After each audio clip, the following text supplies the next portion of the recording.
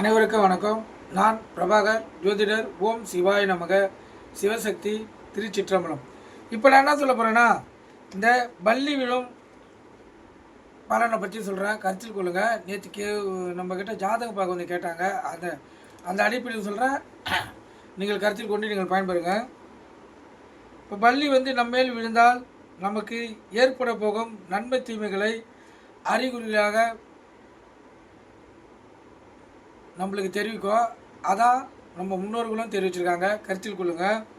இப்போ தலையில் பள்ளி விழுந்தால் இடது பக்கம்னா துன்பம் உண்டாகும், வலது பக்கம் கலகம் உண்டாகும். நெற்றியில் பள்ளி விழுந்தால் இடது பக்கம் கீர்த்தி உண்டாகும், வலது பக்கம் லட்சுமி கடாட்சம் உண்டாகும். வயிற்றில் பள்ளி விழுந்தால் இடது பக்கம் மகிழ்ச்சி அதிகரிக்கும், வலது பக்கம் தானியம் பெருகும். முதுகில் பள்ளி விழுந்தால் இடது பக்கம் கவலை அதிகமாகும், வலது பக்கம் நஷ்டம் ஏற்படும். கண்ணில் பள்ளி விழுந்தால் இடது பக்கம் பயம் உண்டாகும், வலது பக்கம் சுகம் உண்டாகும். தோளில் பள்ளி விழுந்தால் இடது பக்கம் வெற்றி உண்டாகும், வலது பக்கம் வெற்றி உண்டாகும். கபாலத்தில் பள்ளி விழுந்தால் இடது பக்கம் வரவு உண்டாகும், வலது பக்கமும் வரவு உண்டாகும். கணுக்காலில் பள்ளி விழுந்தால் இடது பக்கம் பயணம் ஏற்படும், வலது பக்கம் செலவு உண்டாகும். மூக்கின் மேல் பள்ளி விழுந்தால் இடது பக்கம் கவலை ஏற்படும், வலது பக்கம் வியாதி உண்டாகும். மணிக்கட்டில் பள்ளி விழுந்தால் இடது பக்கம் கீர்த்தி உண்டாகும், வலது பக்கம் பீடை ஏற்படும். தொடையில் பள்ளி விழுந்தால் இடது பக்கம் சஞ்சலம் உண்டாகும், வலது பக்கம் பிதா அதிர்ஷ்டம். நகத்தில் பள்ளி விழுந்தால் இடது பக்கம் நஷ்டம் ஏற்படும், வலது பக்கம் செலவு உண்டாகும்.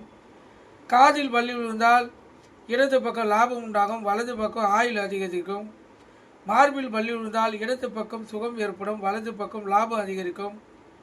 கழுத்தில் பள்ளி விழுந்தால் இடது பக்கம் வெற்றி கிடைக்கும், வலது பக்கம் பகை உண்டாகும். இதெல்லாம் வந்து பள்ளி விழும் சாஸ்திரத்தின் பலன்.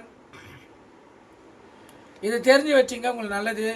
ஏன்னா இப்போ வீட்டில் பள்ளி இல்லைனாலும் வண்டியில் செலவுல மரத்துக்கு மேலேருந்து விழும். ஒருத்தர் பள்ளி விழுந்துச்சுன்னா பயப்படுவாங்க. பள்ளி விழுந்துச்சுன்னா ஒன்றும் பயப்பட தேவையில்ல, அவ்வளோ பெரிய நஷ்டம்லாம் எதுவும் ஏற்படாது. இப்போ இந்த சொன்ன அதாவது இந்த அடிப்படையிலேயே அதனுடைய பலன்கள் நடக்கும். நீங்கள் கருத்தில் கொண்டு பயன்பெறுங்க.